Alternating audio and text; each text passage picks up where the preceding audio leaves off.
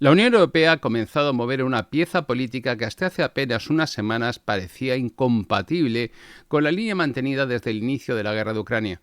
El lunes 11 de mayo de 2026, la alta representante para Política Exterior y Seguridad de la Unión Europea, Kaja Kallas, confirmó en Bruselas que los ministros europeos debatirán en el próximo formato Gimnich, previsto para los días 27 y 28 de mayo en Chipre, la posibilidad de unas futuras conversaciones directas con Rusia si Moscú realiza determinadas concesiones.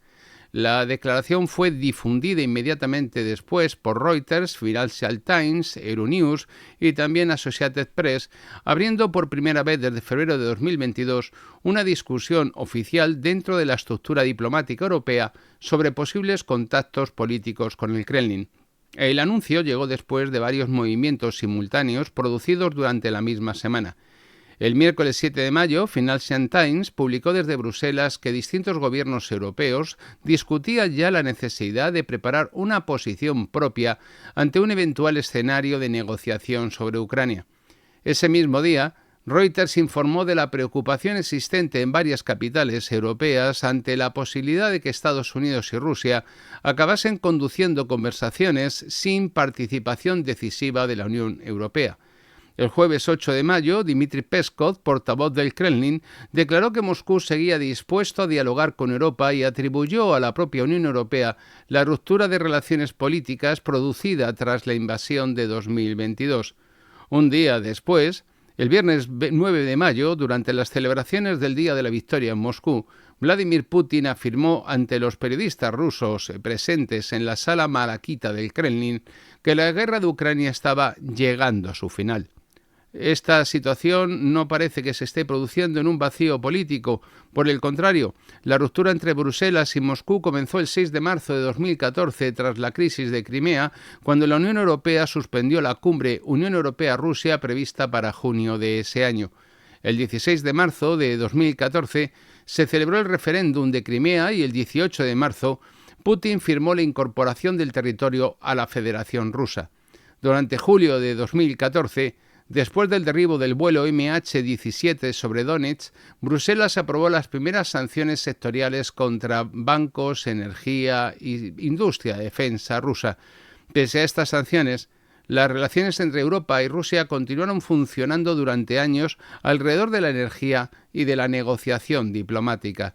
En 2021, Rusia suministraba aproximadamente el 40% del gas consumido por la Unión Europea y Alemania recibía cerca del 55% de sus importaciones gasísticas desde Rusia y algunos otros países como Hungría más de un 90%. Paralelamente, continuaban en Minsk I y en Minsk II y el formato Normandía, impulsado por Francia y Alemania, las conversaciones entre ambos bloques. La situación cambió completamente con el inicio de la operación militar especial rusa el 24 de febrero de 2022, cuando Olaf Scholz suspendió el Nord Stream 2 ese mismo día, 22 de febrero, y el día 26 la Unión Europea y Estados Unidos aprobaron la expulsión de los bancos rusos del sistema SWIFT. El 27 de febrero, finalmente, Bruselas cerró el espacio aéreo a los aviones rusos y a partir de marzo del 22 comenzaron además las expulsiones cruzadas de diplomáticos y la aceleración de las sanciones económicas. El 10 y el 11 de marzo de ese mismo mes, la Declaración de Versalles situó oficialmente la independencia energética respecto de Rusia como prioridad estratégica de la Unión Europea. La cuestión energética se ha convertido desde entonces en uno de los principales problemas europeos. El índice TTF holandés superó durante agosto de 2022 los 300 euros por megavatio hora, frente a niveles previos inferiores a los 30 euros. BASF anunció recortes de producción en Ludwigshafen entre 2022 y 2024. ThyssenKrupp redujo su actividad siderúrgica y el Bundesbank confirmó la entrada de Alemania en recesión técnica durante 2023. Estados Unidos se convirtió en ese año en el principal proveedor de gas natural licuado de la Unión Europea, mientras los costes energéticos europeos continuaban muy por encima de los estadounidenses. Paralelamente, las tensiones en el estrecho de Hormuz y en el Mar Rojo aumentaron todavía más la vulnerabilidad energética europea. El desgaste militar también comenzó a preocupar a varias capitales europeas. Entre octubre de 2023 y abril de 2024, el Congreso estadounidense bloqueó el paquete de ayuda militar de 61.000 millones de dólares solicitado por la Casa Blanca para Ucrania. Donald Trump declaró el 10 de febrero del 24 que Estados Unidos no protegería automáticamente a los miembros de la OTAN que no alcanzasen los niveles de gasto militar exigidos por Washington. Y en febrero de 2025, J.D. Vance criticó en Múnich la dependencia militar europea respecto de Estados Unidos. Según datos publicados por la OTAN en junio de 2025, Washington concentraba aproximadamente el 68% del gasto militar total de la Alianza Atlántica. Mientras tanto, la Comisión Europea reconocía dificultades para aumentar rápidamente la producción de munición y armamento pesado para finalmente reconocer que no sería capaz de cumplir sus compromisos con Ucrania. El debate que ahora llegará al Gymnich de Chipre refleja precisamente ese cambio de contexto. El formato Gymnich fue creado en 1974 por el ministro de Exteriores de Alemania Occidental, Hans-Dietrich Genscher, y se utiliza desde entonces para discutir cuestiones estratégicas sensibles sin necesidad de redactar conclusiones oficiales por escrito. El encuentro previsto para finales de este mes de mayo de 2026 incorporará por primera vez desde febrero de 2022 la cuestión de futuras conversaciones indirectas entre Europa y Rusia. La discusión se producirá además en medio de fuertes divisiones internas dentro de la Unión Europea. Polonia y los países bálticos continúan defendiendo una línea de máxima presión sobre Moscú y un refuerzo permanente de las capacidades militares y de la presencia militar estadounidense en Europa Oriental. Hungría y Eslovaquia mantienen posiciones más favorables al diálogo, y Francia insiste desde 2024 en la necesidad de una futura arquitectura de seguridad europea y de una mayor autonomía estratégica continental. Alemania, por último, afronta simultáneamente la presión energética, el deterioro industrial y el aumento del gasto militar. Todo este movimiento político coincide además con una situación militar mucho más estabilizada que la existente en 2022 o 2023. Rusia mantiene el control sobre Crimea, la mayor parte del territorio de Luhansk y sectores importantes de Donetsk, Zaporilla y Gerson. Ucrania continúa dependiendo de la financiación occidental, de la inteligencia satelital estadounidense y del suministro constante de defensa aérea, munición y fondos de la Unión Europea. Y en paralelo, varios gobiernos europeos empiezan ya a discutir en escenarios de tregua parcial, guerra congelada o futuras conversaciones de seguridad continental. Europa comienza así a preparar públicamente la posibilidad de una futura negociación con Rusia y la apertura de una nueva fase política después de más de 4 años de guerra en Ucrania.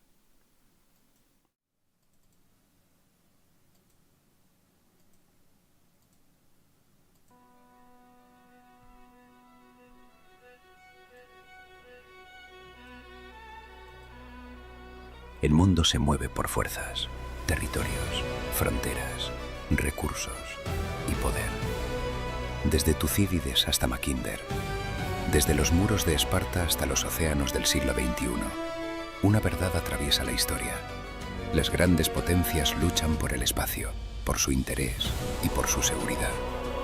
Talasocracias que dominan los mares, imperios que controlan el corazón de los continentes, la eterna confrontación entre la tierra y el agua, entre quienes vigilan las costas y quienes avanzan por las llanuras. Roma, Cartago, España, Inglaterra, Rusia, Estados Unidos, China. Distintos rostros, las mismas leyes invisibles que hay que conocer para comprender el presente, las que deciden guerras antes de que rujan los cañones, las que explican por qué los imperios nacen y por qué inevitablemente caen. En este curso se revelan los fundamentos de la geopolítica clásica, el conocimiento que, hoy mismo, sigue moviendo el destino de la humanidad. Introducción a la geopolítica clásica. Aprende a leer el mundo. Inscríbete ya en la Academia Oswald Spengler de Estudios Superiores en spengleriana.com. Bueno, es evidente que es un vídeo hecho con inteligencia artificial, porque si no, de otro modo no se explicaría que yo llevase una camisa de cuadros con un traje, salvo que estuviese amortajado y no fuera culpa mía.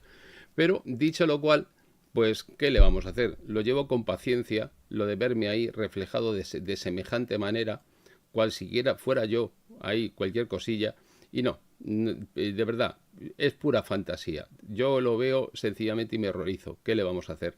Pero dicho esto, ya empezamos con nuestro programa, con la noticia que nos lleva directamente a plantearnos la cuestión de hoy, que es que hoy, 11 de mayo, a hora tan temprana como eran las 7:30 de la mañana, justo en la entrada del edificio Europa de Bruselas, que es antes de que comenzase el Consejo de Asuntos Exteriores de la Unión Europea, que por cierto estaba convocado a las 10 menos cuarto, no sé qué hacía esta mujer a las 7:30 de la mañana en la escalera como si no tuviera casa, compareció ante la prensa como alta representante para Asuntos Exteriores y Política de Seguridad, doña Katia Kallas, y el Consejo había anunciado la agenda de hoy, el pasado día 8 de mayo, y a la Kallas, y no me refiero a la cantante, a la diva, que en paz descanse, la divina Kallas, como presidenta de la reunión, y la comparecencia inicial iba a ser retransmitida desde Bruselas, por televisión, por Euronews. Este mes no cobra, total. El caso es que durante esa comparecencia del 11 de mayo, de hoy, de esta mañana, pues Kallas ha respondido a la cuestión de unas posibles conversaciones. La declaración que se ha hecho pública en un documento, en cuanto termine el programa, no me he dado tiempo antes, se la voy a subir a la pestaña de publicaciones a los miembros del canal. Lo digo porque la van a poder leer completa la declaración que ha hecho el Consejo. Entonces, ella ha respondido a una de las cuestiones más importantes, que es unas posibles conversaciones directas con Rusia, y ella ha situado el asunto en el próximo Gimnich de ministro de Interiores previsto para los días 27 y 28 de mayo en Chipre. Y el planteamiento es que antes de hablar con Rusia, pues los europeos deben discutir entre ellos qué quieren hablar con Moscú. Nos tenemos que aclarar, claro, somos 27 y aquí cada uno somos de nuestra padre y de nuestra madre. El caso es que la Kallas ha añadido que la seguridad europea exige abordar el hecho de que Rusia ataca a sus vecinos, y ha puesto como ejemplo Moldavia, que es un país que por lo visto debe ser un país muy atacado. Aunque la cuestión sería más que discutible lo de los ataques a Moldavia. Pero ella debe ser que le pilla cerquita, porque ha estado el pasado día 8, hace 3 días, junto a la presidenta moldava Maya Sandu, y ha estado dándole una visita desde este lado de la orilla, como se dice vulgarmente, a las tropas que ellos llaman rusas, estacionadas en Transnistria. Y no es que sean tropas rusas en Transnistria, es gente de Transnistria, que está en Transnistria y que se siguen considerando la última república soviética. Hay gente pató, que decía el gallo. El caso es que el 8 de mayo Reuters publicó desde Moscú que Dmitry Peskov, el portavoz del Kremlin, había declarado que Putin estaba dispuesto a hablar con los europeos. Dato curioso. Pero eso sí, Dmitry Peskov declaró también que Rusia atribuía a la Unión Europea la ruptura de contactos tras 2022, no se equivoca, y que esperaba que el primer movimiento procediera de Bruselas. Parece ser que empieza a moverse el fondo del río. Y precisamente ese mismo día, 8 de mayo, la prensa ucraniana recogió el mismo soniquete, la misma línea de que Putin iba a aceptar contactos con Europa siempre y cuando hubiese una iniciativa europea previa. Por lo tanto, parece ser que aquí se está moviendo algo debajo de la superficie de las aguas, porque empezamos a escuchar declaraciones que cambian radicalmente el cerrojazo que llevamos viviendo los últimos 4 años entre la Unión Europea y Rusia. El día 9, concretamente el sábado, tuvo lugar, bueno, pues ya saben ustedes, la celebración de la aquelarre aquel de la victoria de Stalin sobre el resto de Europa, que ellos llaman la Gran Guerra Patriótica, que en este caso pues Putin ha vinculado al conflicto ucraniano con la confrontación contra la OTAN en el discurso público que hizo, y después del desfile y de la historieta y de las banderas rojas y de todo esto, pues ante distintos periodistas en una comparecencia ya más tranquila y sin tanta música, ni fanfarria, ni soldados desfilando, dijo literalmente lo siguiente: creo que el asunto está llegando a su final, haciendo referencia a la guerra de Ucrania.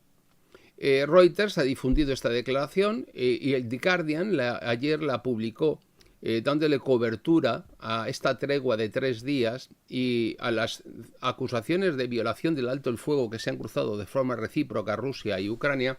Hablan de más de 50, yo creo que son 58 o 52, no me acuerdo, violaciones del alto el fuego los unos con los otros. Probablemente hayan sido las que tengan que ser, pero y hayan sido las dos partes, porque la cosa está, vamos a decirlo así, están las cosas tensas, es normal, hay roces.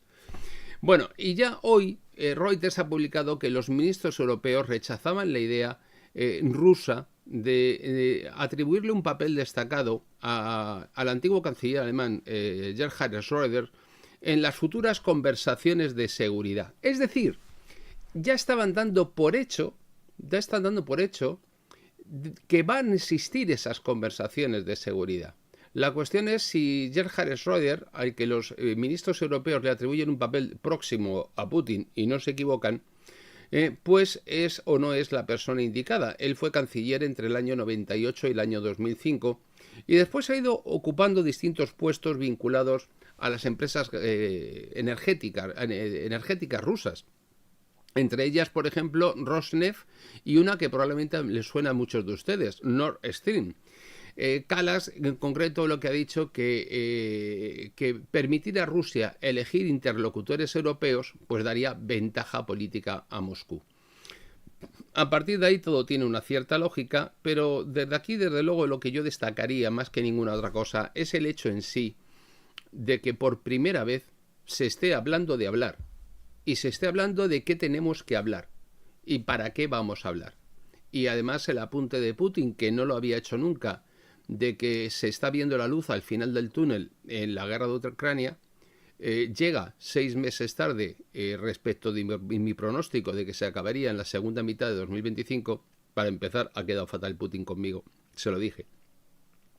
Pero desde luego es una buena noticia el que podamos plantearnos la posibilidad de final de la guerra de Ucrania. La ruptura política que vivimos entre Rusia y la Unión Europea, aquí tenemos el anuncio en la web de este acontecimiento de Ginich de este año 2026 en Chipre. Pues esta comenzó el 6 de marzo de 2014 y no fue precisamente porque los hombrecillos verdes rusos pulularan por Crimea. Fue porque de forma previa a los hombrecillos verdes rusos pululando por Crimea se perpetró un golpe de Estado en Kiev por parte precisamente de todo ese conglomerado que mediante la doctrina Sar llevó adelante un golpe de Estado en Kiev, haciéndose con el control del gobierno e iniciando una guerra civil. Esa es la realidad. Todavía tenemos algunos en la memoria al señor embajador y la grabación del señor embajador con la señora Victoria Nuland eligiendo quiénes iban a ser los miembros del gobierno ucraniano entre aquellos profesores de universidad y ciudadanos ucranianos residentes en los Estados Unidos. Hombre, si te cuentan otra película o te olvidas de esto, pues igual te crees otra cosa, pero a la vista de esto y de ver a la señora Victoria Nuland repartiendo rosquillitas en la plaza del Maidán, pues hombre, cuesta trabajo creerse cualquier otra teoría. Lo cierto es que, como les decía, a partir de este 6 de marzo de 2014 fue el momento en el que los jefes de Estado y de Gobierno de la Unión Europea, viendo que les había salido aquello de forma relativa, pues suspendieron oficialmente los preparativos de la cumbre entre la Unión Europea y Rusia, que estaba prevista para junio, cuando los hombrecillos verdes y el referéndum de Crimea dio como resultado que los rusos que viven en Crimea decidieron votar que querían seguir en Rusia. A ver, rusos, Rusia, rusos, pensiones, carné, pasaporte ruso, pues hombre, lo raro sería que hubiesen votado que querían pertenecer a Dinamarca, por ejemplo. Pero no, cumpliendo con lo que era predecible, votaron por estar en Rusia, porque algunos no se acuerdan de la historia, que es lo malo que tiene, pero es que en Crimea ya hubo un referéndum anterior a ese. sí. Y un referéndum anterior al referéndum que se hizo en Ucrania para la independencia. Y decidieron, de una manera muy concreta, que no se respetó y que Ucrania hizo caso omiso del primer referéndum de Crimea. Entonces han celebrado el segundo y ha salido lo mismo que en el primero, pero la diferencia es que 23 años después. Lo bueno de esta gente es que siempre te cuenta la historia a medias y de esa manera te dicen, ¡ay, Ucrania invadida! ¿Y Crimea? Bueno, el caso es que se celebró el referéndum de Crimea y el 18 de marzo Vladimir Putin firmó en Moscú la incorporación del territorio a la Federación Rusa, que por otra parte siempre había sido rusa y que le regalaron el terreno de los tártaros históricos a los ucranianos en tiempos soviéticos por parte de Khrushchev, porque total aquello era un batiburrillo que como esto es la Unión Soviética, vamos a estar juntos toda la vida, pues no va a pasar nada. Bien, pues ese mismo mes de marzo del 2014 fue cuando el Consejo de Europa aprobó las primeras sanciones individuales contra los dirigentes rusos y también contra los dirigentes locales de Crimea. El 17 de julio de 2014 se produjo el derribo del vuelo MH17 de Malaysia Airlines sobre Donetsk con 298 muertos y esto aceleró las sanciones sectoriales europeas contra los bancos, la energía y la defensa rusos que fueron aprobadas finalmente el día 31 de julio. La verdad es que nunca ha terminado de estar claro quién derribó el MH17 porque caben dos posibilidades. Que fueran los ucranianos o que fueran los prorrusos. En cualquiera de las posibilidades es una barbaridad, pero la verdad es que yo nunca he llegado a tener el convencimiento de quién y de por qué derribaron este avión. Siempre piensas a quién beneficia y ves distintos motivos para que beneficie. Lo podrían haber hecho los ucranianos para imputárselo a los rusos y provocar las sanciones. ¿Lo podrían haber hecho los rusos? Sí, también. ¿Para qué? Para imputar a los ucranianos. Pero en cualquier caso, nunca me ha quedado claro. Lo cierto es que las relaciones entre la Unión Europea y Rusia continuaron funcionando entre 2014 y 2022 alrededor de dos grandes ejes, que eran la energía y la negociación diplomática.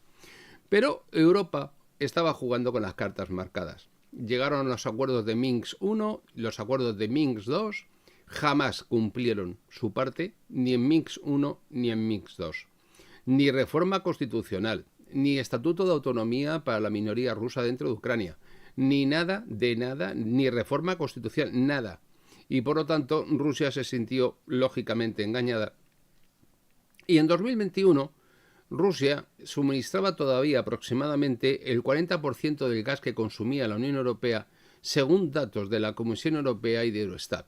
Alemania, Italia, Austria, varios países de Europa Central, Hungría, Eslovaquia, Serbia, que no pertenece a la Unión Europea, pero sigue estando en el continente, pues tenían una dependencia prácticamente total del gas ruso y el gasoducto Nord Stream 2 había sido construido entre 2018 y 2021 bajo el mar Báltico, tenía capacidad para transportar 55.000 millones de metros cúbicos anuales directamente desde Rusia hasta Alemania, y en gran medida era la continuación de una política que ya caminaba hacia sus 50 años de una fórmula exitosa.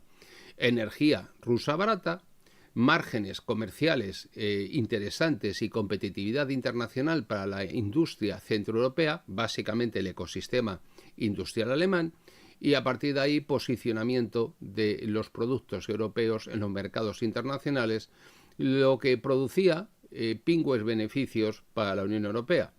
Pero claro, aquí es cuando surgió un pequeño problemilla, como veremos, fue su voladura. En paralelo a todo esto, continuó la negociación sobre Ucrania. Retrocedo en el tiempo, el 5 de septiembre de 2014 se firmó Minsk I, bajo mediación de la OSCE. El 12 de febrero de 2015, doña Angela Merkel, François Hollande, con el apellido de su primer marido, Merkel, adivinen cuál era el de su mamá. Luego otro era François Hollande, que François Hollande era un señor de vida apropiada para cualquier culebrón, más que para cualquier tema político, francamente, una cosa como intensa, no nos engañemos. Pero oiga, triunfó y el muchacho con su mandil, ahí lo tuvieron, de presidente de la República Francesa. Luego Vladimir Putin, que ya conocemos, Petro Poroshenko firmaron Minsk II, tras 17 horas de conversación, que no fue cosa fácil. Bueno, Francia y Alemania actuaron desde entonces supuestamente como los principales interlocutores europeos con Moscú dentro del llamado formato Normandía, creado el 6 de junio de 2014 durante la celebración de los actos del 70 aniversario del desembarco aliado en Normandía, que es también equivalente al comienzo de la ocupación norteamericana del continente europeo. Cuestión de perspectivas. El caso es que la situación cambió completamente cuando comienza la operación militar y la participación rusa directa en la guerra el 24 de febrero del 22 y 2 días justo antes de la invasión, el canciller alemán Olaf Scholz, que siempre le hemos visto como lo que él es, uno de los más inútiles que han pasado por Alemania, pues anunció en Berlín la suspensión del proceso de certificación del Nord Stream 2, no por voluntad propia, está publicado en la prensa, porque previamente en diciembre había viajado a Estados Unidos y la propia prensa alemana refleja su rostro cariacontecido tras haber recibido serias presiones por parte de Estados Unidos para que no se atreviera bajo ningún concepto a poner en marcha el Nord Stream 2. Las advertencias de este señor que padecía una degradación cognitiva importante, que era Joe Biden, fueron clarísimas y prácticamente públicas. Así que este hombre tiró para Alemania pensando, voy a hacer un 7 a mi país que te mueres, pero Estados Unidos manda, y a partir de ese momento, el día 22 de febrero, decidió no certificar la entrada en funcionamiento del Nord Stream 2. Lo único que había que hacer era darle vueltas a una manivela, así a una llave, y salía el gas. Pero oiga, Estados Unidos no le pareció muy bien. Y de esa manera, el 26 de febrero, la Unión Europea, asombrados por lo malísimos que eran los rusos, pues Estados Unidos, Reino Unido, Canadá, pues acordaron la expulsión parcial de los bancos rusos del sistema SWIFT, y el 27 le cerraron el espacio aéreo a los aviones rusos, y entre marzo y abril del 22 comenzaron además pues todas las expulsiones cruzadas de diplomáticos rusos y europeos, y te sanciono y venga para acá y para allá. Entre el día 10 y 11 de marzo del 22 se hizo la Declaración de Versalles, aprobada por los líderes europeos acerca de la independencia energética europea respecto de Rusia como una prioridad estratégica de la Unión Europea, pues les ha salido de cine. Y a partir de ahí Bruselas intentó sustituir los suministros energéticos rusos por los de otra procedencia. No lo han conseguido nunca en 4 años. Estamos en mayo de 2026 y siguen comprando petróleo o gas ruso a través normalmente de la India y por personas interpuestas. Europa no ha podido prescindir. Claro, nos han empezado a crecer todos los enanos en el circo, porque a partir de ahí hemos podido ver, por ejemplo, que nos hemos arruinado, como detalle, que no hemos sido capaces de, ahora es cuando se entera Ursula von der Leyen, iba a decir la bruja, de que las centrales nucleares hacen falta. En España, un apagón después, y por supuesto, cuando tú tienes un apagón de esa magnitud a nivel nacional, al día siguiente, el que estaba pensando en ponerte una industria en España cambia de opinión y se la lleva a la Conchinchina. ¿Qué es lo que ha pasado en España? Es decir, no nos están contando el daño reputacional que esa circunstancia produjo. A partir de ese momento comienza, lógicamente, la compra masiva de gas natural licuado estadounidense a un precio exorbitante. Pasamos de tener un gas baratito, con la tubería ahí a punto de funcionar sin darle la vuelta a la llave, a engordar la cuenta de resultados del mismo que obligó a la Scholz a no a no certificar el Nord Stream 2. Por lo tanto, oiga, estupendo, los Estados Unidos en piragua. España, dentro de lo que cabe, con las distintas plantas de regasificación, tenía más plantas en ese momento España que el resto de Europa. Por lo tanto, oiga, mal que bien, alguna cosa podíamos hacer. Todavía teníamos el suministro argelino, que poco tiempo después ya se encargaría Pedro Sánchez de hundir. Y bueno, por cierto, dentro de las magníficas noticias, que no me he querido meter con ello hoy porque tenía este tema, que es ya tenemos una misión militar de Estados Unidos en el Sáhara conjunta con Marruecos, sin contar con España. Bien, ¿no? Bueno, el caso es que a partir de ahí Bruselas buscó pues, encontrar pues, acuerdos energéticos con Qatar que pudieran de alguna manera suplir los suministros de Estados Unidos a un precio razonable, porque el gas natural licuado implica el proceso de regasificación que lo encarece siempre. Noruega, Argelia, bueno, Noruega fue un pelotazo. Vuelan el Nord Stream justo al mismo tiempo que entra en funcionamiento el gasoducto que ellos acaban de construir. ¡Qué casualidad! Y a partir de ahí pues, se realizan distintos proyectos de construcción de terminales de regasificación, sobre todo en Alemania, que tienen una sed de gas, la industria alemana y la economía alemana, que es comprensible porque a partir de ahí desaparece la ventaja competitiva alemana y desaparece la fortaleza industrial europea y se produce la desertificación económica e industrial de Europa. De esta manera, pues varios canales bastante limitados continuaron funcionando después de 2022, ¿no? Turquía y Naciones Unidas impulsaron el acuerdo cerealista del Mar Negro que se firmó en Estambul el 22 de julio de 2022. Macron en aquel entonces mantuvo conversaciones telefónicas regulares todavía con Putin hasta septiembre del 22. Y también comenzaron los intercambios de prisioneros entre Rusia y Ucrania con la mediación de Turquía, Emiratos Árabes y Arabia Saudí.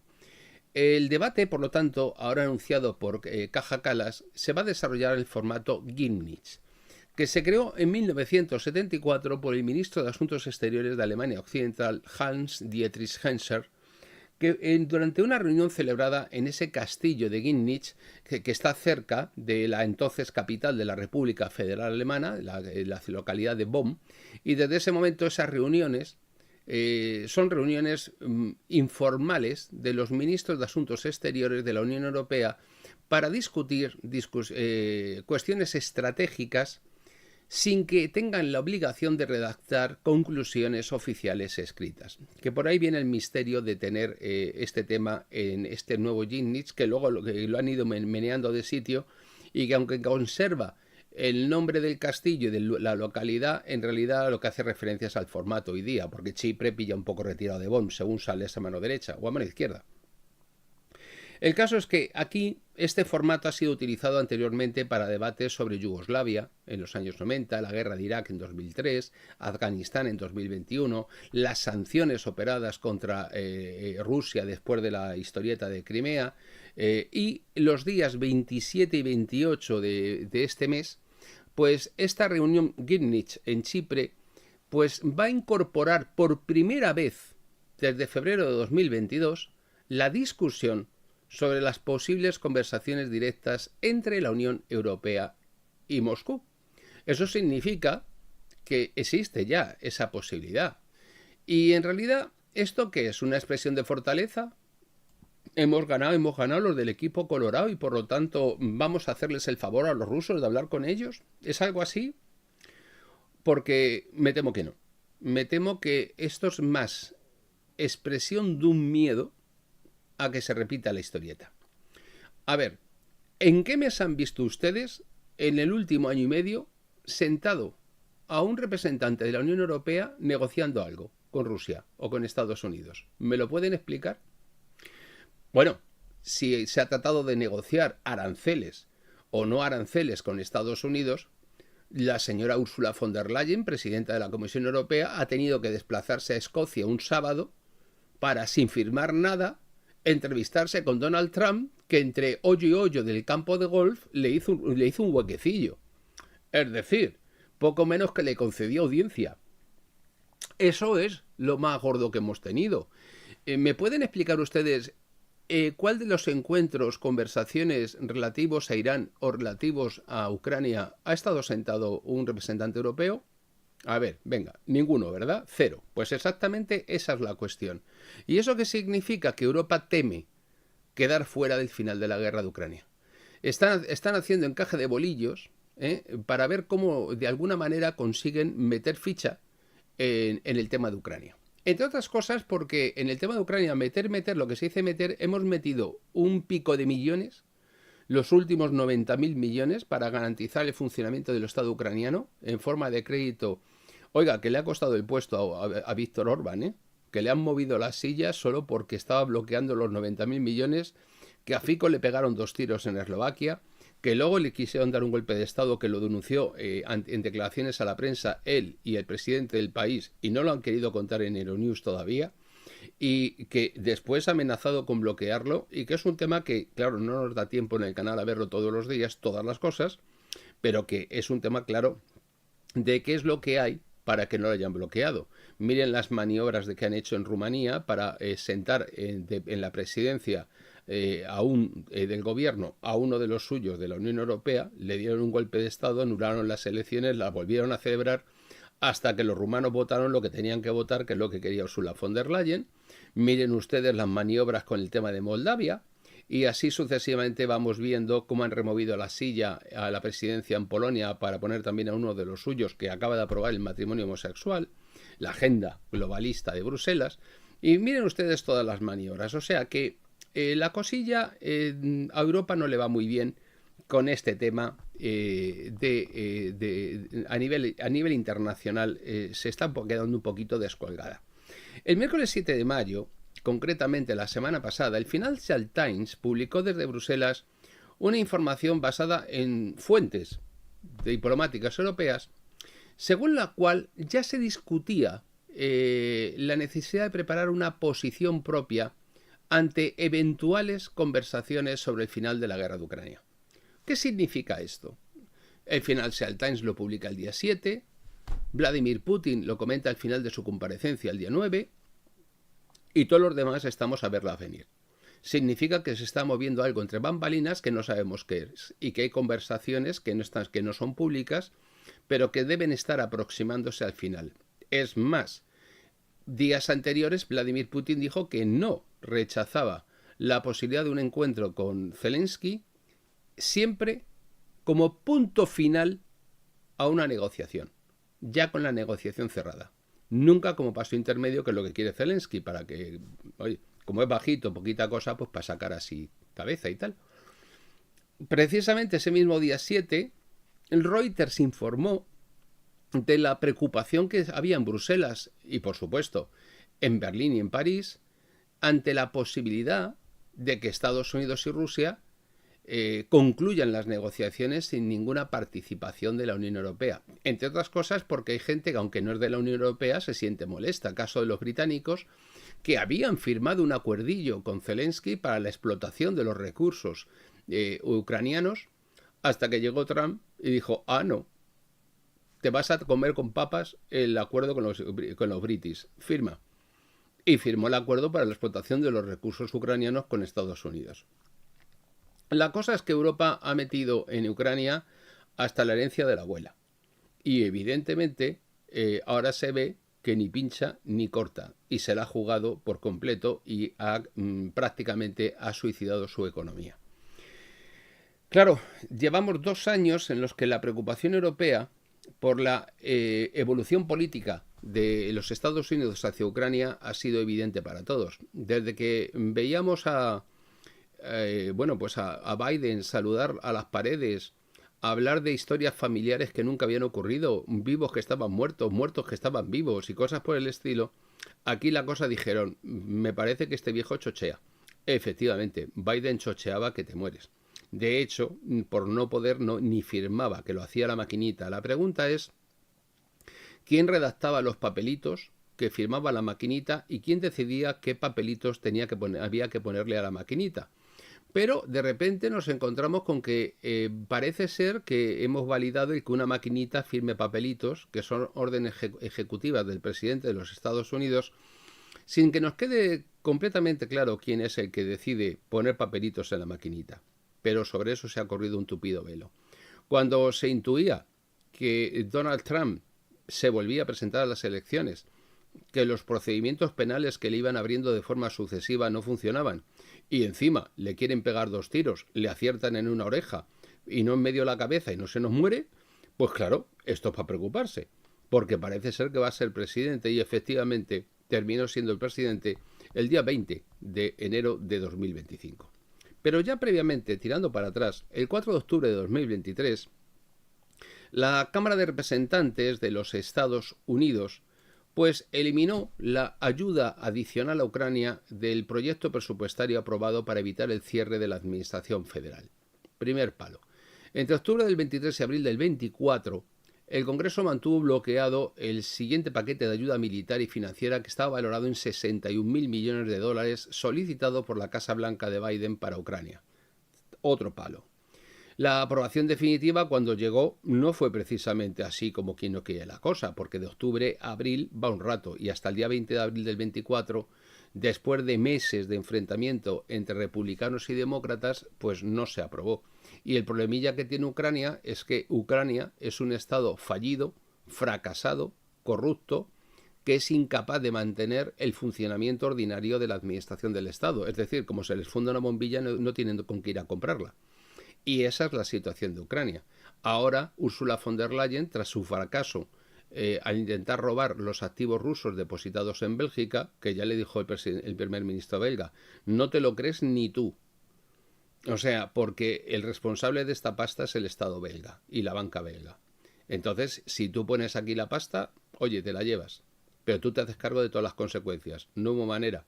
90.000 millones son muchos millones de euros como para andar toqueteando el tema. Al final, el fracaso en ese sentido de Ursula von der Leyen fue total. No lo fue tanto en el ámbito de la represión de los europeos, estableciendo un régimen de censura desconocido en la historia moderna. No existe algo equivalente. No es tampoco una novedad la creación de un servicio de inteligencia propio de la Unión Europea, cosa que no tiene fundamento en ninguna soberanía ni legitimidad. Tampoco es noticia el que quiera cargarse el principio de unanimidad dentro de la Unión para de esa manera poder gobernar como si fuera un Estado prescindiendo de los países y de la soberanía de los países. Es decir, estamos en un proceso de conclusión y cierre de una dictadura que se crea de forma completamente tecnocrática como un poder supranacional que prescinde de los europeos, de la soberanía de los europeos y de los referéndums fundacionales de la Unión Europea en cada momento.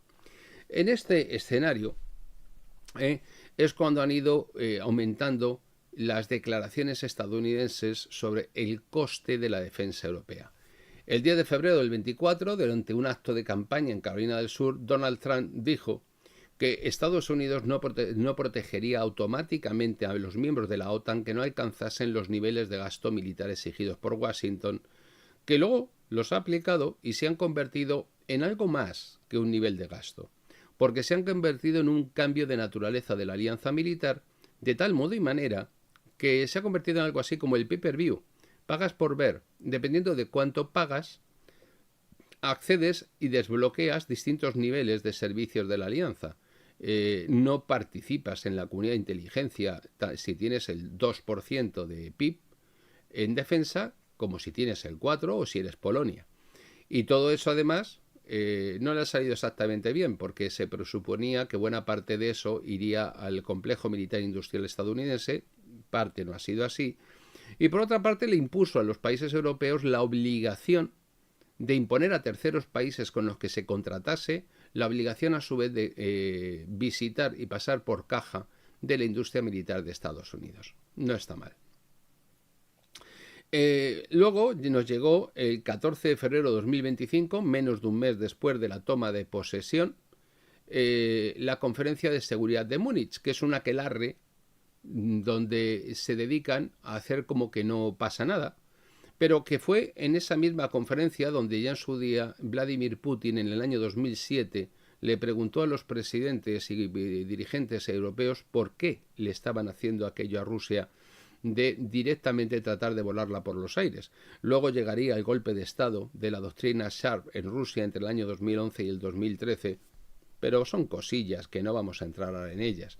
Lo importante es que J.D. Vance, el 14 de febrero de 2025, criticó la dictadura ideológica progresista que se había impuesto en Europa, el disparate de que a ciudadanos europeos se les pueda detener en su casa por rezar en su casa porque viven cerca de una clínica abortista, y la situación realmente distópica de privación de la libertad, no solamente de opinión, sino de pensamiento, que en este mismo momento se está cerrando aún más el cerco para terminar de cerrarse el próximo año, cuando termine este 2026, en el que estamos todavía en trámite de audiencia de una norma que obligará a todas las grandes plataformas a promocionar con su algoritmo aquellos medios certificados por la Autoridad Política de Europa, hundiendo a canales como este al fondo del baúl para que ustedes no los vean.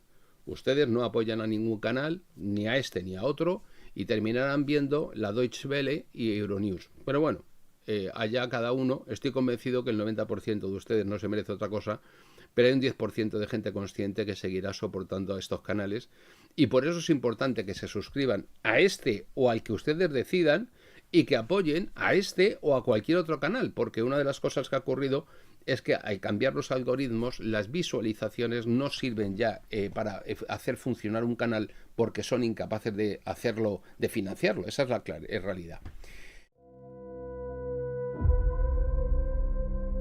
En la bruma de la historia, el juramento valía más que la vida. La palabra dada se pronunciaba ante los dioses y obligaba al hombre hasta el final. En aquel mundo, la lealtad unía a los hombres, la traición exigía respuesta y la lucha decidía el destino de pueblos enteros. El Cantar de los Nibelungos relata una epopeya nacida del combate, una historia en la que la victoria del héroe siempre tiene un precio, y en la que el amor impulsa la tragedia. Mientras el oro circula, la sangre queda en la tierra, y la memoria conserva cada agravio. Sigfrido, Grimhilda, Hagen avanzan dentro de ese ámbito ligados al honor, a la sangre y a la venganza, conscientes de que cada decisión los acerca a un final sin retorno y de que el destino se afronta luchando. En estas páginas encontrarás la verdad áspera de una comunidad donde la grandeza se mide por la fidelidad y la tragedia acompaña a quienes cumplen su destino. El Cantar de los Nibelungos relata el final de un mundo, una epopeya escrita para los que han fijado su honor en la fidelidad. Los Nibelungos. Poema heroico de la Europa medieval. Editado, revisado, actualizado y con un estudio preliminar de Francisco José Fernández Cruz Sequera. Una historia épica, rescatada para nuestro tiempo. A la venta en Amazon. Por lo tanto, en este momento, esta dictadura fue criticada por J.D. Vance y además criticó la dependencia militar de Europa respecto de Estados Unidos y cuestionó la orientación política de los gobiernos europeos. Allí salió todo el mundo muy enfurruñado, muy ofendido. ¡Uy, lo que nos ha dicho! ¡Uy, lo que nos ha llamado! Se lo dijo muy educadamente, aunque con contundencia, pero no les llamó todo lo que les hubiera llamado yo, pero eso es otra cuestión. Claro, los datos publicados por la OTAN en junio de 2025 le daban la razón a J.D. Vance. Estados Unidos concentra el 68% del gasto militar total de la Alianza Atlántica, y Alemania, para que se hagan una idea, en diciembre del 22 aprobó la compra de 35 cazas F-35, no tengo yo tan claro que sea buena idea, por unos 10.000 millones de euros, así como Marruecos. Polonia, por su parte, firmó contratos para los sistemas Patriot, HIMARS, como si fueran Marruecos también, y F-35 entre 2023 y 2025. Países Bajos, Bélgica, Finlandia y Rumanía ampliaron también sus compras de armamento estadounidense, y a partir de ahí hicieron los muchachos lo que pudieron por agradar al amo de Washington.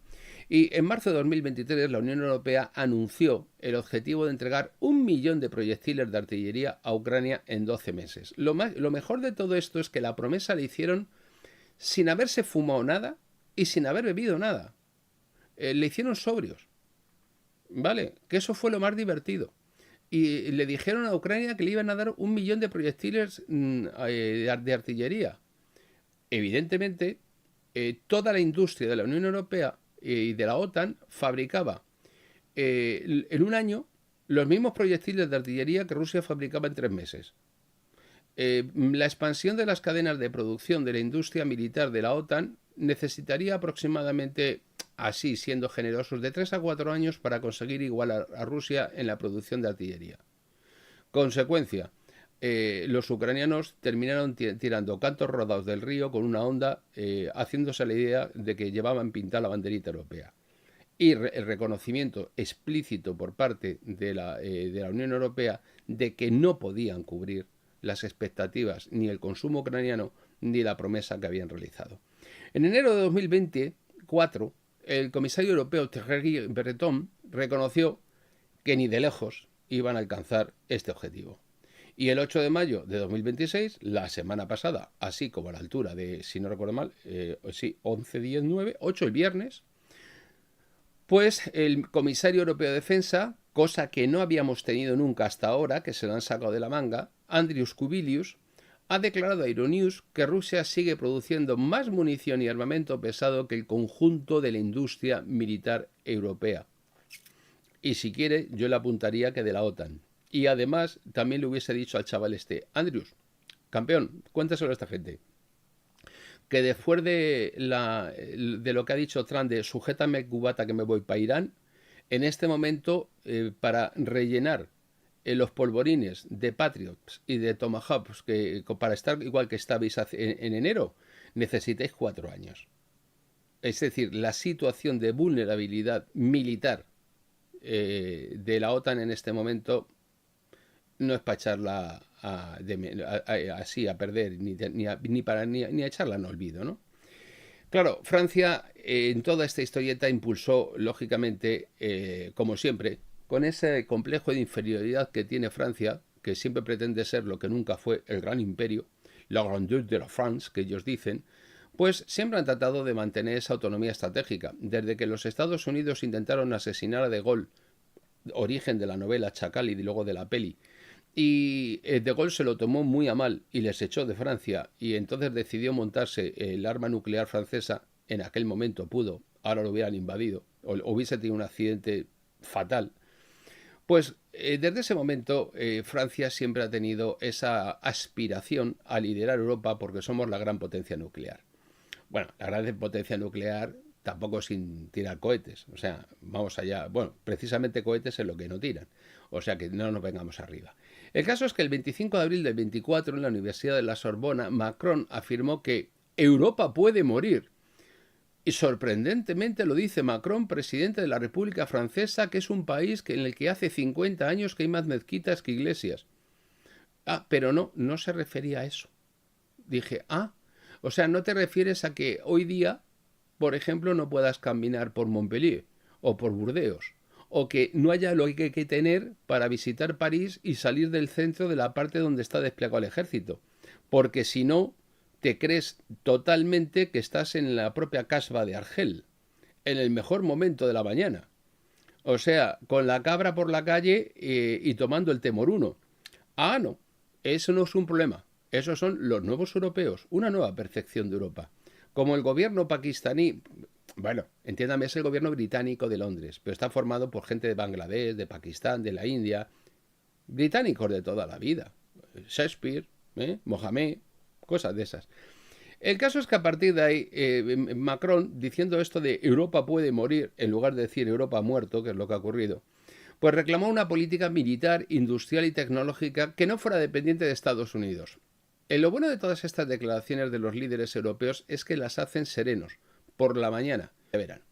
Y luego dijo que Polonia y los países bálticos, bueno, pues mantenían en cambio pues una línea favorable al fortalecimiento permanente de la presencia militar estadounidense en Europa Oriental y apoyaban el despliegue de nuevos misiles, de nuevo armamento, de sistemas antimisiles de la OTAN en su territorio. De hecho, Polonia es el país con la fuerza militar convencional de la OTAN más potente, con más de un 4% del PIB que se gastan en defensa y con un ejército que supera los 500.000 hombres en activo. Los fines de semana, allí la gente en otros países se van al centro comercial y en Polonia se van a pegar tiros al campo de tiro para entrenarse. cuestión de matices y de perspectiva. Claro, en toda esta historieta, en medio de esta historia, surge uno de esos ejemplos de qué significa estar bajo la tutela de este personal, de esta cuadrilla. La palabra mágica es Afganistán, y la salida de Afganistán de los aliados es, vamos, como para perdérsela. ¿Recuerdan ustedes las imágenes de la gente agarrándose a las ruedas al tren de aterrizaje de los aviones para poder escapar como fuera de allí? Vamos, que de hoy para mañana el abuelo Biden se pone en la tele y dice que cierro el chiringuito, oiga. ¿Cómo que? Que sí, que me voy. ¿Cómo que te vas? ¿Y los demás? Pues no sé. Y de repente los deja tirados. Se sube al avión y se largan.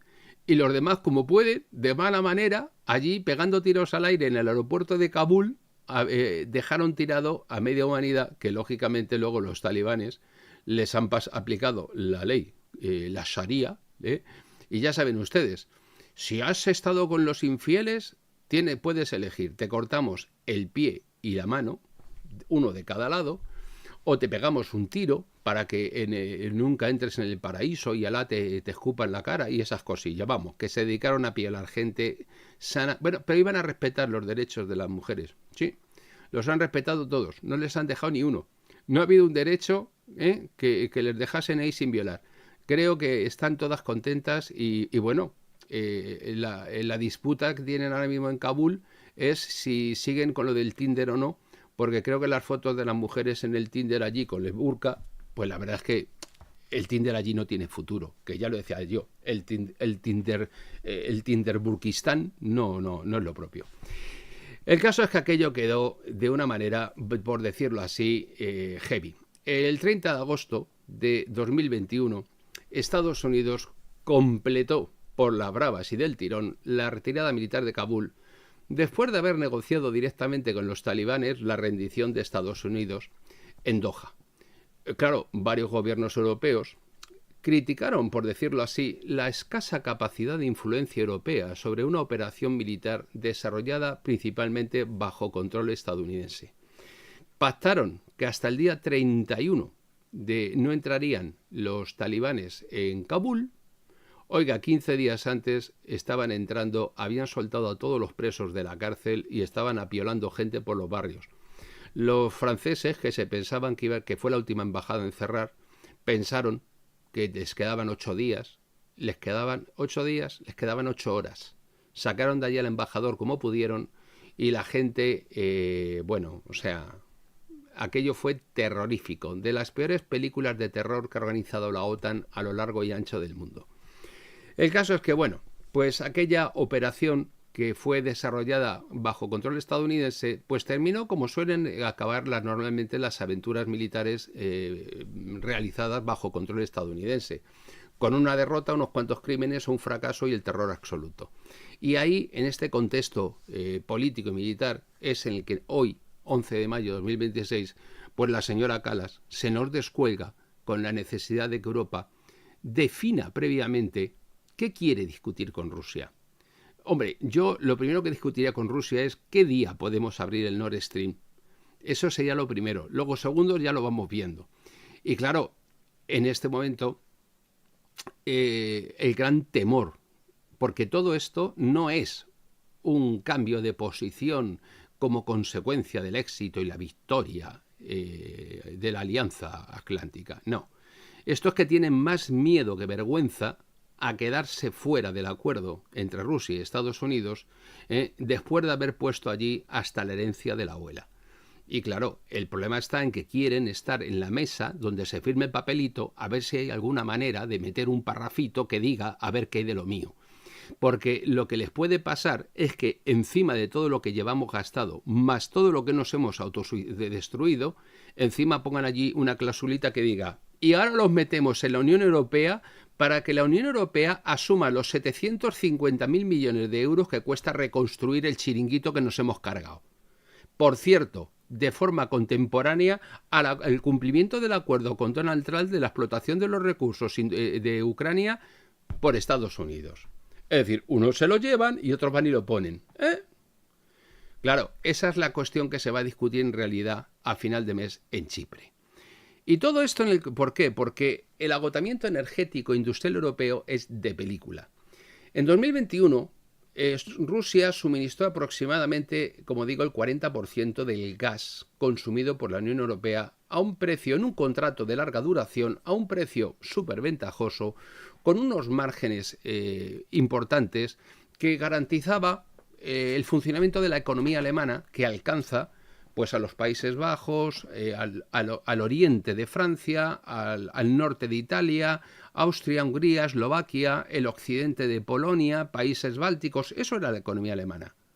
Y cuando tú le cortas el gas a eso, le fundes los plomos, porque vamos a ver, las cadenas de suministro de la economía alemana llegan a Logroño, en España. ¿Comprenden? Entonces eso fue lo que se cargaron estos listos. En aquel momento, Alemania recibió de Rusia cerca del 55% de sus importaciones de gas. Italia rondaba el 40%. Austria superaba el 80%. Eso fue lo que se cargaron.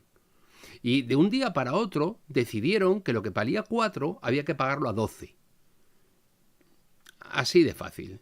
Y mientras tanto, el amo de Washington llenando la billetera con el dinero de los europeos, que son más tontos que Abundio. Si tanto interés tenían en sancionar a Rusia, ¿por qué no suspendieron las importaciones de uranio de Estados Unidos, que importaba el uranio de Rusia?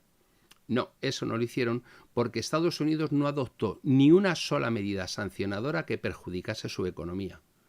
Los europeos no dejamos de adoptar ni una sola que nos hundiera la vida. Las íbamos buscando. 20 y tantos paquetes de sanciones a saco, a la bestia. Y por supuesto con una pérdida de credibilidad a nivel mundial completa y absoluta. En aquel entonces el sistema energético europeo funcionaba con esa combinación de gas ruso barato, industria exportadora alemana y una producción manufacturera intensiva en energía. No pasa nada. Ya nos han comido la merienda entre Estados Unidos y China. ¿Vale? Claro, el 22 de febrero, cuando Olaf Scholz no certifica el Nord Stream 2, luego pasa el 26 de septiembre que el Nord Stream 2, pues resulta que según se piensan que somos subnormales, y nos dicen que una rubia y 4 que había en un bar, dicen, ¿a qué no te atreves? Que no me atrevo, te vas a enterar. Se cogen una lancha, se meten a una profundidad de 100 y pico metros y vuelan en el Nord Stream, porque no había nada mejor que hacer. Claro, eso lo haces tú, en apnea, con las gafas, las aletas y un tubo que le compraste al niño para ir a Benidorm, te bajas y tú vuelas el Nord Stream. Claro, sí, ¿quién no se lo va a creer? Claro, es un acto de guerra. Esto es muy facilito. Alemania sabe quién voló el Nord Stream. Tiene las grabaciones. ¿Alguna vez ha dicho, ha sido Zutanito el que ha declarado la guerra y ha invocado el artículo 5 de la OTAN? No. ¿Puede hacerlo? No. Pues eso. Y durante ese mes de agosto previo del 2022, el índice TTF holandés, que es la principal referencia gasística de Europa, superó los 300 euros megavatio hora, cuando teníamos antes del comienzo de la guerra y de meternos en aventuras. A ver, adivinen, 300 euros megavatio hora. ¿Saben ustedes cuál era el precio antes de febrero del 22? 30 euros. 10 se multiplicó por 10. Pero bueno, no pasa nada porque podemos ir al Día del Orgullo Gay, celebrar el 8M, pintarnos el pelo de morado y hacernos las charos. O sea que vamos de cine aquí en Europa. Claro, el impacto industrial fue salvaje. La multinacional BASF anunció el que anunció.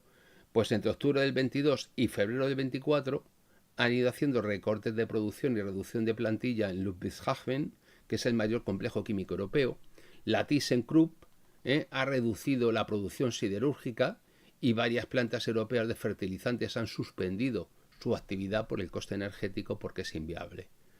Si a eso le contamos la competencia desleal por vía de subvenciones y de rebajas y de incentivos fiscales de Estados Unidos y la deslocalización de empresas hacia Estados Unidos más la pérdida de inversión exterior, hagan cuentas. Finalmente el Bundesbank, confirmó la entrada de Alemania en recesión técnica durante 2023 y el Instituto IFO alertó durante 2024 y 2025 de la pérdida de competitividad industrial de Europa frente a Estados Unidos y a Asia. Porque esa es otra. Los países del sudeste asiático, ahora veremos cómo les va la jugada con lo de Hormuz, pero hasta ahora se habían disparado. A ver, ¿quién ha perdido la guerra? ¿Ucrania o nosotros? La sustitución del gas ruso, lógicamente, lo único que ha hecho ha sido hacer desaparecer la dependencia energética europea respecto del gas natural licuado estadounidense es total. Estados Unidos se convirtió en 2023 en el principal proveedor de gas natural licuado de la Unión Europea. Y a partir de ahí se han firmado contratos a largo plazo con Estados Unidos por parte de Alemania, de Países Bajos, de Francia, de Polonia, a unos precios de casa de ricos. No me extraña que Merz se fuera a Qatar a contratar gas más barato, gas natural licuado más barato que el estadounidense.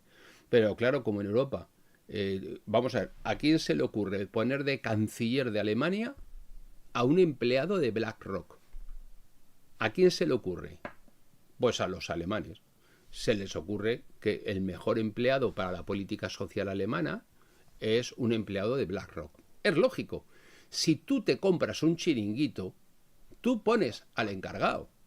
Si a partir de la crisis de 2008 los fondos de capital riesgo de Wall Street compran toda la economía europea, Vanguard, State Street, Vanguard, BlackRock, gestionan y diseñan y hacen la reforma del plan de las pensiones en Francia, pues es lógico que pongas un capataz tuyo y que han puesto al señor Merz, empleado de BlackRock, a dirigir el chiringuito. Y lógicamente el señor Merz se ha ido allí a ver qué puede hacer. Y ahora va diciendo, y les va diciendo a los alemanes, mis queridos alemanitos, que sepan ustedes que el estado del bienestar es inviable. Pero así, con un par, se lo ha soltado. Y los alemanes ahí están, Deutschland liberales, y lo que tú digas, viva la democracia y la madre que nos parió. Vale, pues tira para adelante. El caso es que en este momento el coste energético europeo está por encima de los niveles estadounidenses. Ahora vamos a competir con Estados Unidos si tenemos un coste energético superior que el que tienen ellos, que son el principal exportador mundial de gas y de petróleo.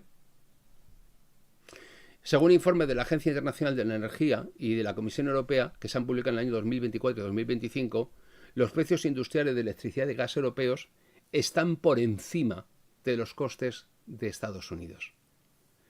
¿Qué vamos a competir? Es decir, si es que no podemos ni llenar un mechero. Bueno, claro, en medio de esta jugada aparece Donald Trump, le dice a Delcy, oye Delcy, bonita, que digo yo que te voy a contratar. Ah, pues sí, me parece bien. Sí, porque si no, no te vamos a dejar que te vayas con lo robado. Y como el Nicolás no ha querido, pues a Nicolás nos lo hemos limpiado, nos lo hemos traído para acá, pero a ti te hemos puesto de capataz en la mina. El primer vuelo, Estados Unidos, Venezuela, la democracia que triunfa. Oiga, ¿quiénes iban en el vuelo?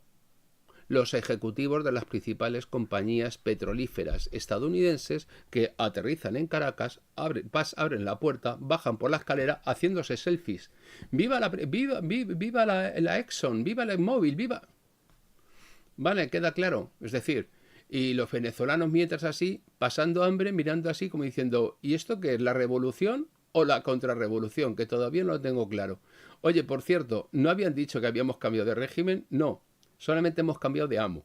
Es decir, seguimos con el collar y la correa. Ahora lo que pasa es que quien sujeta la correa es otro. Ahora la sujetan en Washington. Es decir, hemos vuelto a lo normal. A que nos maten de hambre, a que se lleven lo que es nuestro y a que lo disfruten los gringos que para eso están.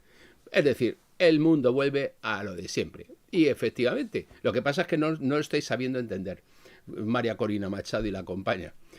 Bueno, el caso es que evidentemente esto ha vuelto a ser así. ¿Por qué? Porque la idea era plantarse en enero, me quedo con Venezuela, a continuación venezuelizo Irán y una vez que venezuelizado Irán y he puesto allí a un chicarrón de los míos para tener controlado el 14% del suministro de petróleo chino, pues me voy para China, que tengo la reunión para allá a finales de abril y ya lo hablo con Xi Jinping lo de las tierras raras. Claro.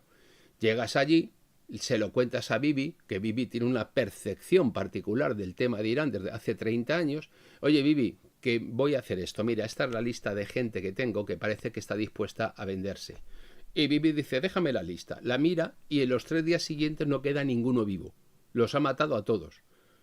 A continuación, el amigo Donald Trump llega otra vez a Bibi y le dice, oye, Bibi, que como parece ser que por accidente estos se han muerto, tengo aquí la lista de los que me quedan. Y le dice Bibi, déjamela un momentito. Ve la lista y dice, vale, en las 72 horas siguientes no quedaba ninguno vivo. Y claro, ahora hay un problema. ¿Quién leches manda en Irán? Ya no tenemos a nadie para ponerlo de encargado como la Delsi. ¿Y ahora qué hacemos? Pues tenemos que contarles que les hemos ganado la guerra. ¿Y a quién le mandamos el burofax? Porque, vamos a ver, somos gente seria. Oye, que habéis perdido la guerra. Hemos atacado 12.000 objetivos en Irán y os hemos destruido. Oye, pues nosotros no teníamos noticia. De los ataques sí, pero de que habíamos perdido no. Sí, os hemos destruido. No me digas, ¿en serio? Sí. Oiga, pues que no hay manera. Y ahí llevan que sí, que no, que queda un chaparrón, pero la guerra no se acaba, el estrecho de Hormuz sigue fundida a los plomos, la crisis y el colapso es total, la época de siembra ha llegado, los fertilizantes se han ido a hacer puñetas, la urea se ha ido a tomar por saco, el aluminio 3/4 de lo mismo, y el gas que negoció el señor Merz en enero ha hecho mutis por el foro de la misma manera que el resto. Y aquí estamos todos montando un jardín y ahora a ver qué hace el señor Trump. ¿A quién le cuenta esta historia? Oye, que yo esto no lo tenía pensado así. No, sí, ya lo hemos visto.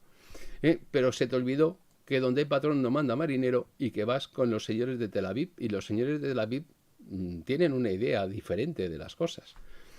El caso es que esta tensión, por decirlo así, que queda fino en un canal de YouTube de esto de la geopolítica, la tensión geopolítica del Golfo, pues ha añadido un nuevo elemento de presión, porque ¿a qué ha quedado bien? A que parece un canal fino de geopolítica, porque la realidad es que el 20% del petróleo mundial, del gas, la urea, los fertilizantes, el aluminio, y eso sí, y porque los iraníes son buena gente y no les ha dado por tocar los cables que hay debajo. Tienen ustedes un programa aquí de esos cablecillos que pasan ahí por el estrecho de Hormuz, que no los han querido tocar, porque es tan fácil como coger una de esas lanchas que tienen con el ancla arrastrando e incomunican Asia de Europa. Y se acabó el mercado. Fin de la película.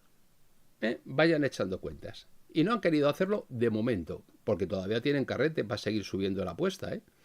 El caso es que a partir de ahí, entre 2024 y 2026, los hutíes, que son gente muy motiva, a esto les dejas una mezquita, 2 alpargatas y un misil y te lían una, bueno, de película.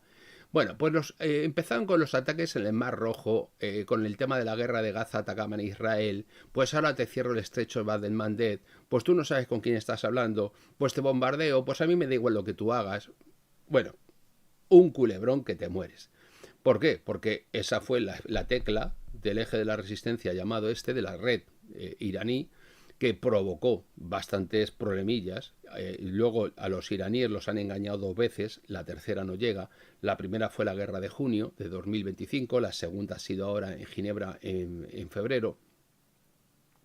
Pues todo esto, ¿qué es lo que ha hecho? Que se dispare el barril de Brent, que se dispare el precio del gas, que se disparen los seguros marítimos, que se disparen los fletes, y que lo del transporte marítimo encima haya que dar la vuelta por el Cabo de Buena Esperanza por África y dar 7 vueltas y hacer una excursión de 22 días más. Y claro, esto nos pilla a los europeos pues justo en el mejor momento. Vamos, que estábamos ahí diciendo nos sobra el gas y el petróleo por todas partes, que estamos en una situación de elevadísima dependencia energética importadora, de vulnerabilidad económica y estratégica, sin pintar nada en ninguna parte. Y ahí, el 9 de septiembre del 24, Mario Draghi fue cuando presenta ese informe en Bruselas sobre competitividad europea que había encargado la Comisión Europea. Claro, la Comisión Europea no le va a encargar un informe a, yo qué sé, a Perico el de los Palotes. No, se lo encarga a un mundialista de primera, como es el señor Draghi, porque todos estos tienen en común ser antiguos empleados de bancos internacionales o de agencias de calificación, ¿no? JP Morgan, etcétera. Bien, Draghi es uno de ellos. Y dice que el riesgo, el hombre fue prudente, no quiso quedar mal. Dice, mira, total, yo ya estoy para cobrar la jubilación, de aquí a nada me voy a tener que ir a la playa, no me voy a meter tampoco en jardines. Y en lugar de hablar de declive económico estructural derivado de los elevados costes energéticos provocados por vuestras puñeteras sanciones, les dijo, existe la posibilidad de que haya algún riesgo de que la debilidad industrial europea esa que dicen que a lo mejor podemos tener, pues se deba a una supuesta pérdida de la capacidad energética frente a Estados Unidos y China, para no molestar. Es decir, les dijo, habéis metido la pata hasta el corvejón.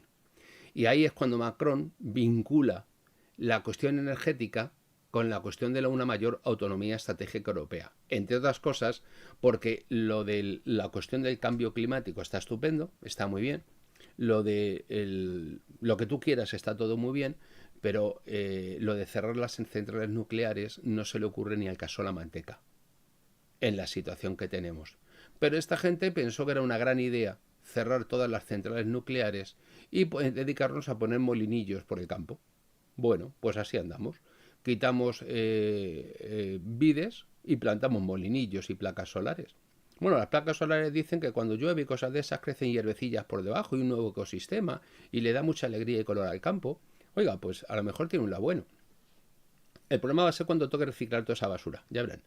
El caso es que en este momento, pues Bruselas está comenzando a discutir unas posibles conversaciones futuras con Rusia porque estamos en una situación de desastre energético total. Con una situación de quiebra a nivel industrial, a nivel de competitividad, de soberanía energética y de seguridad continental de cine. Claro, los rusos no se van a plantear nunca invadirnos por mucho que se quiera inventar esta gente lo de la amenaza rusa, porque los rusos para invadir Europa necesitan 7 millones de personas y unos recursos que no tienen. Pero es que y además, ¿para qué van a invadir Europa? Si lo que les sobra a ellos es terreno y recursos para explotar. Lo que quieren es que les dejemos en paz. Vendernos lo que les queramos comprar y si no que nos den, pero no invadirnos. Pero como aquí el personal, pues vivimos en esta especie de psiquiátrico que es en lo que han convertido Europa. Eso sí, psiquiátrico progresista, feminista y LGTBIQ+ friendly. Ay, piensen ustedes que esto es un sitio así reaccionario. No. Donde la libertad para sodomizarte existe, pero para hablar no. Y mucho menos para decir nada de la señora Ursula von der Leyen, que es delito de odio. Y miren ahí Pedrico Sánchez, que ya nos ha puesto la herramienta esa de odio con H, siendo él, tiene que ser un ignorante y un analfabeto, para que si decimos cosas feas de él, salgamos ahí retratados para sancionarnos. Cuidadito con la herramienta esa de odio que ya está funcionando. El caso es que el viernes pasado, pues Vladimir Putin, cuando comienzan las celebraciones del 81 aniversario del aquelarre soviético de Stalin, se celebra discretamente, no sea que se vayan a columpiar los ucranianos con algún dron, el desfile por la Plaza Roja. Yo os he dicho que le podían haber puesto otro nombre, pero es que es roja. Pero no, es roja porque tiene allí aquello de color rojo, el Kremlin y tal. Ahí Reuters, TASS, los medios rusos informan de las restricciones aéreas temporales que han tenido lugar, del refuerzo de los sistemas antiaéreos alrededor de Moscú. Pronuncia un discurso ante las tropas rusas. Los dirigentes, esta vez mucho menos que otros años, el personal ha causado baja. Putin nuevamente empieza a hablar de que la guerra de Ucrania es la confrontación entre Rusia y la OTAN, y en eso no le falta razón. Vuelve a hacer referencias, que no se las cree ni él, a la desnazificación de Ucrania, porque no tiene nada que ver. Si quiere desnazificar algo, que empiece por las brigadas suyas, que tiene más de uno, o por la llamada antes Wagner, que también tiene unos pocos. Pero, vamos a ver, es un cuento chino. De lo que estamos hablando en realidad es de la desmilitarización de Ucrania para que no represente un peligro estratégico para Rusia. Pero la propaganda y la palabrería cuentan. Si no, porque estamos ahí meneando el martillo y la hoz allí en medio de la Plaza Roja. Pues por la propaganda, la gran guerrera patriótica, todo aquello. Bueno, a partir de ahí se va para la sala Malaquita del Kremlin, que es una de la época de los zares muy bonitas, y ante todos los periodistas rusos que están acreditados, pues comienza a contestar preguntillas, a hacer declaraciones. Ahí están Reuters, TASS, RIA Novosti, y difunden una frase concreta importante. Porque guarda relación con la guerra de Ucrania. Y Putin nunca había dicho nada así, y Putin no es un boca chancla como son todos estos que hay por aquí. Literalmente lo que dice es: creo que este asunto está llegando a su final. No había dicho algo parecido nunca. Nunca.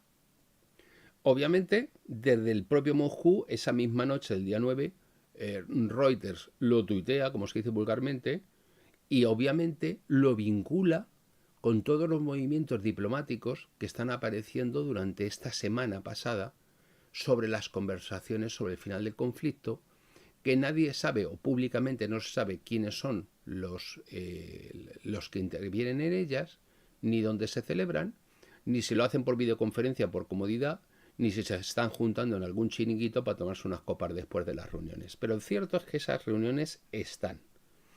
Y sobre todo porque estamos en un contexto de contactos, de treguas parciales. El 8 de mayo, Yuri Ushakov, que es el asesor internacional del Kremlin, confirma a TASS que Rusia acepta la propuesta de Donald Trump de establecer una tregua entre el día 9 y el día 11, un intercambio de prisioneros 1000 por 1000. También continúan produciéndose acusaciones cruzadas de violaciones del alto el fuego. The Guardian y Al Jazeera publican ayer que, bueno, pues los combates y tal y cual. Pero el propio Kremlin introduce algunos matices a estas declaraciones de la frase de Putin. Según estas declaraciones, dicen que Moscú considera todavía lejana una solución definitiva por la complejidad de las cuestiones territoriales, militares y políticas pendientes. Dmitry Peskov, declara que Washington muestra más prisa que Rusia respecto a un posible acuerdo. Es decir, parece como que quisieran matizar de alguna manera lo que ha dicho Putin, como si hubiese contado más de lo que debía. Y a partir de ahí es porque todo esto coincide con mensajes sobre futuras conversaciones de seguridad con Europa. Y eso es cuando Reuters hoy nos dice que Moscú había sugerido la posibilidad de que fuera Gerhard Schröder, ejecutivo de Nord Stream y de Rosneft, ex canciller alemán, quien participase en esas conversaciones por Europa. Y Robert Fico ha declarado a TASS esta mañana que el conflicto ucraniano se acerca a su fase final, y ha seguido defendiendo la necesidad de mantener canales de diálogo abiertos con Moscú, lo cual coincide con lo que dice esta misma mañana también Katia Kallas respecto de la reunión en Chipre del día 27 y 28 de Ginich.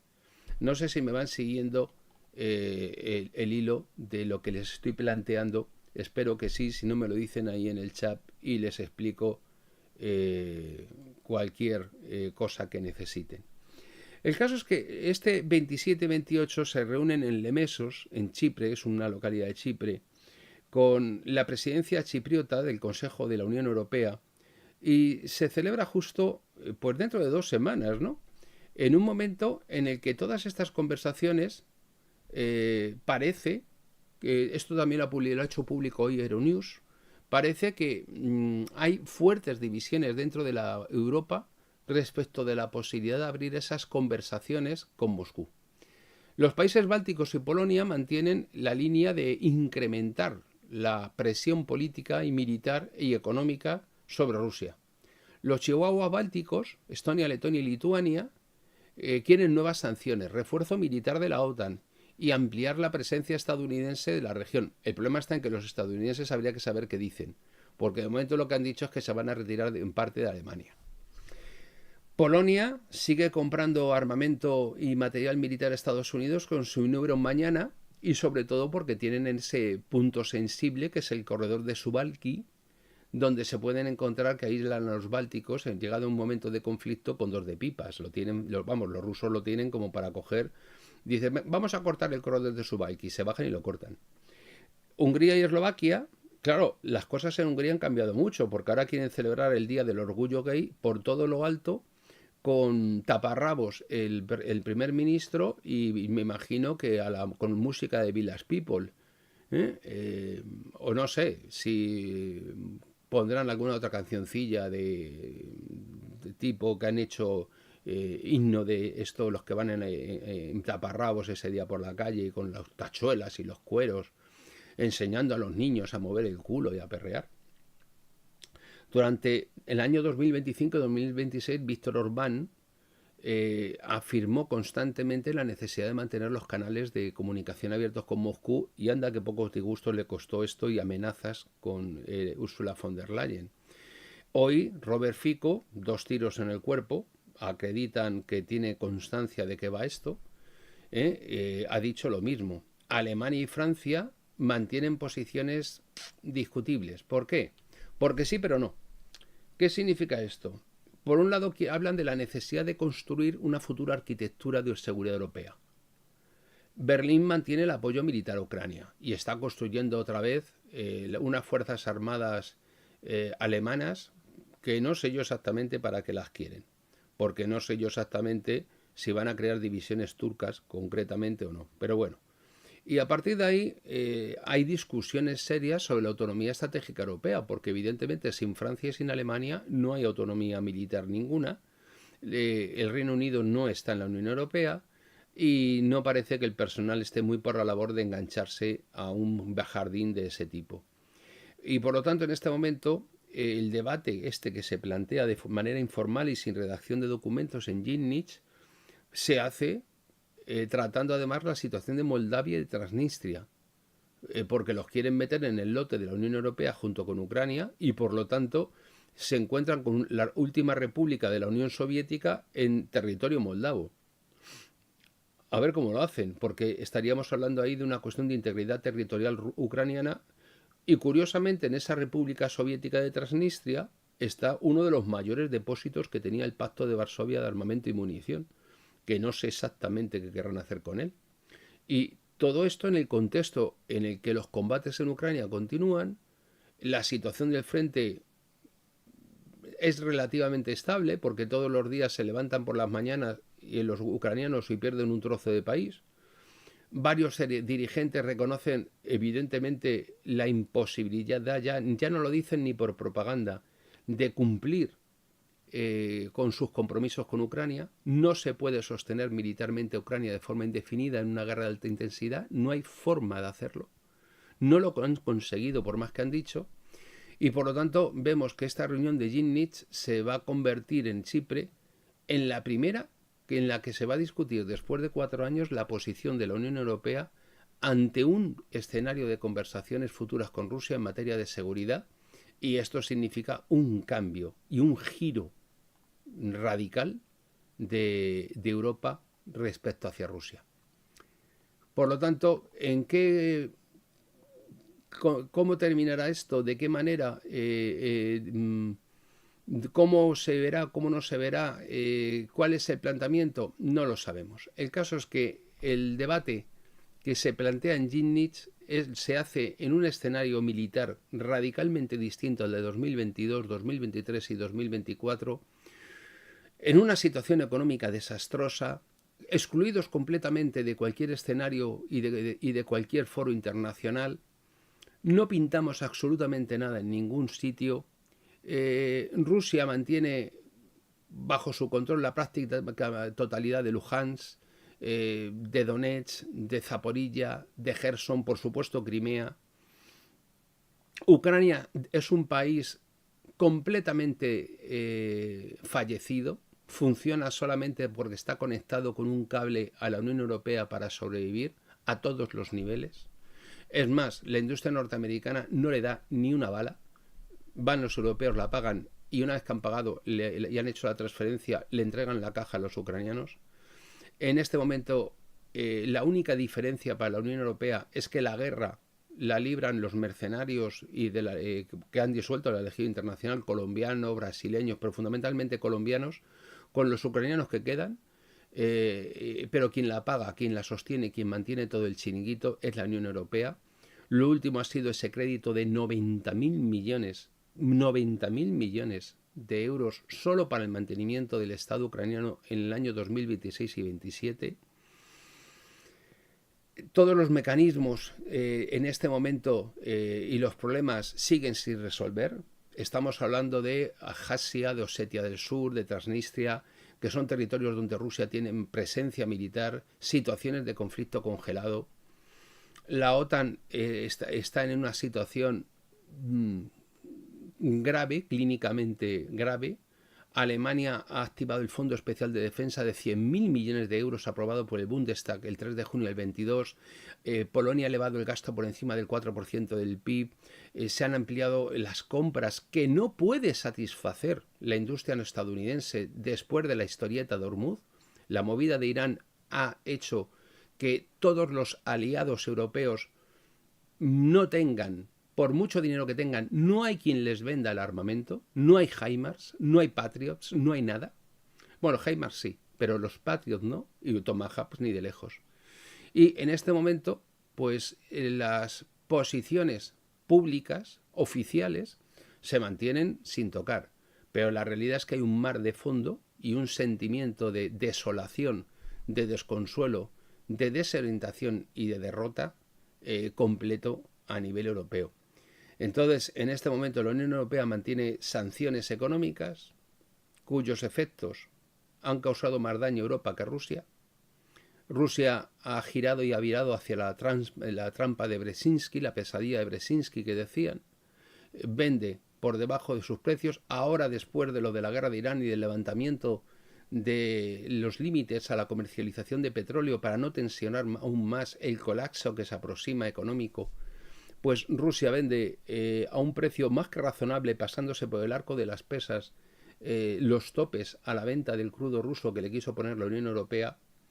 La pregunta es, oiga, pero todas estas guerras y todos estos conflictos, ¿quién ha perdido? ¿Ustedes quién creen que ha perdido? ¿Ustedes creen que ha perdido China? ¿Irán? ¿Estados Unidos? ¿Rusia? ¿O ustedes creen que ha perdido Europa? Porque yo, francamente, en este momento creo que la derrota de Europa es total y absoluta.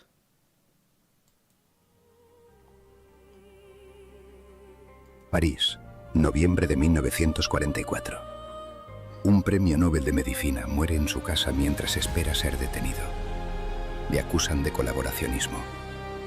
No le dio tiempo a defenderse, pero sí le dio tiempo a escribir este libro.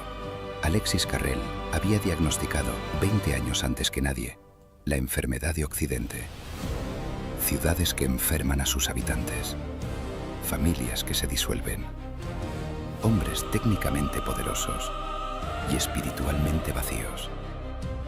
Una civilización que domina la materia y se ha olvidado de sí misma. En 1950, su viuda reúne sus últimos papeles y los publica. Lo que leerás no es un libro de ideas. Es el testamento de un médico que vio venir el siglo XXI. La conducta en la vida, de Alexis Carrel. Ya a la venta en Amazon.